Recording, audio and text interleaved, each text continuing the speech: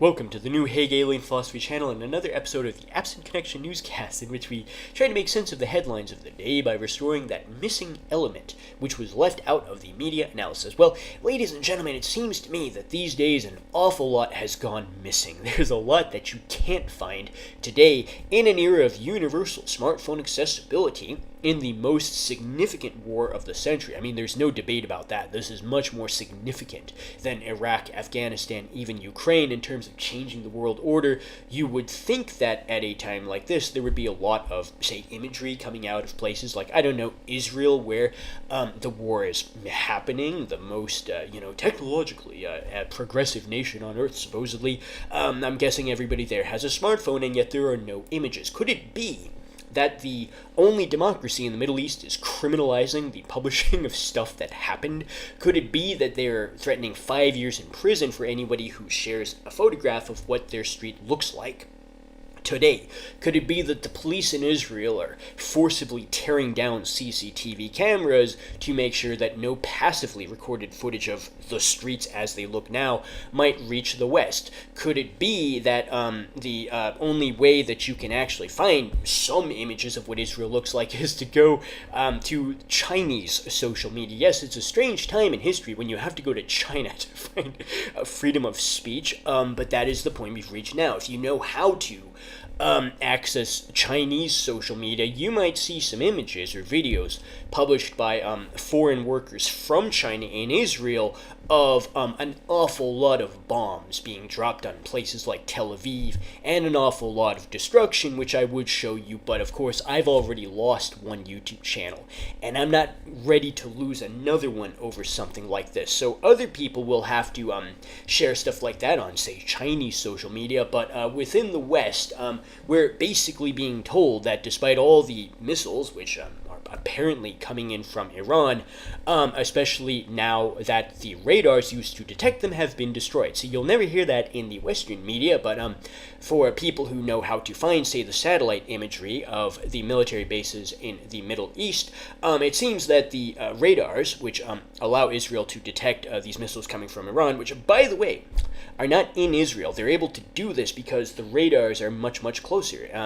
It's almost as though these, tiny nations in the Gulf region that didn't even exist that long ago, these creations of the West, exist for no purpose except to do exactly this. It seems as though these Gulf states exist for no purpose except to house military bases for the United States, and specifically to house the radar, which allows Israel to detect the missiles coming in from Iran by being very, very close to Iran. Well, it's those same ones which have been destroyed. The satellite imagery, which has been found by people who know how to find it at a time when the U.S. government is forcing the entities involved to stop sharing this information. Yes, there's an order by the U.S. government, no more satellite imagery, because they don't want you to see what has happened to this equipment. Equipment ranging from $500 million to $1 billion each. Stuff that takes 8 years to rebuild. Stuff that's like 40 feet tall, really big, expensive infrastructure.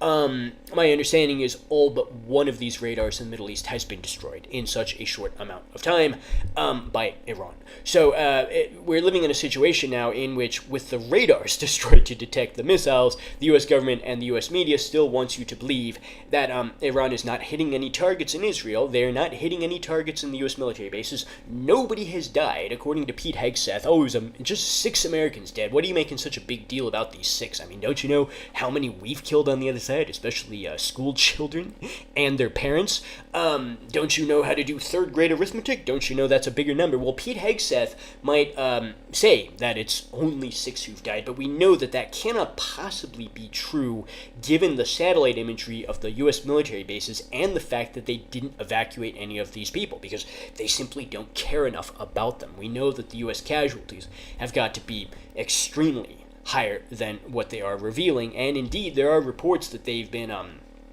transferring these casualties to Germany to try to get them out of sight, out of mind, but certainly the amount of damage we are seeing out of the U.S. military bases in the Middle East so massive that there's no way that it could possibly be the case that there were only 7 Americans who died in this conflict thus far. And of course, the Israeli account of how many casualties doesn't even put it at a number like that. They're just not reporting. We're living in an era now in which the most significant war of the century is basically not being covered in the place where it is, because we have to maintain this illusion of invincibility. Okay, we have to maintain this illusion that the U.S. and Israel are winning this war in just the same way that they convinced everybody in the West that Ukraine was winning 4 years ago, in a war which has now obviously been lost for at least 2 years by Ukraine. Some reason it continues to go on, largely because Zelensky wants to keep stealing billions of dollars from the West before he flees to his condo in some tropical island or whatever that he's made arrangements for. He flees to a mansion in some other country with all of that stolen money.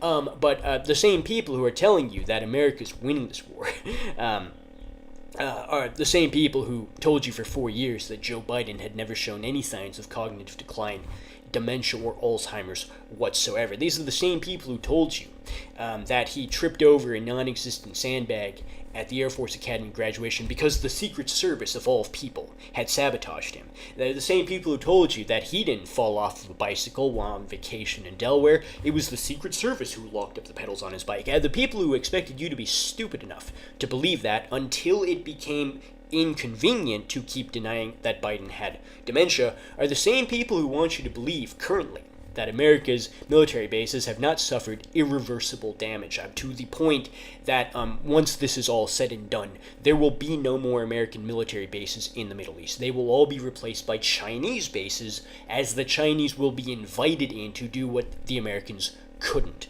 to provide protection in exchange for petro-yuan transactions after the United States bluffed for 50 years about their ability to protect these same Arab Gulf states, but was unable to do so when the moment finally arrived for them to prove that. But of course, if you watch the American media, listen to the U.S. government, none of this will even seem remotely possible. I mean, they're winning this war as convincingly as Zelensky was 4 years ago, if you are to believe them.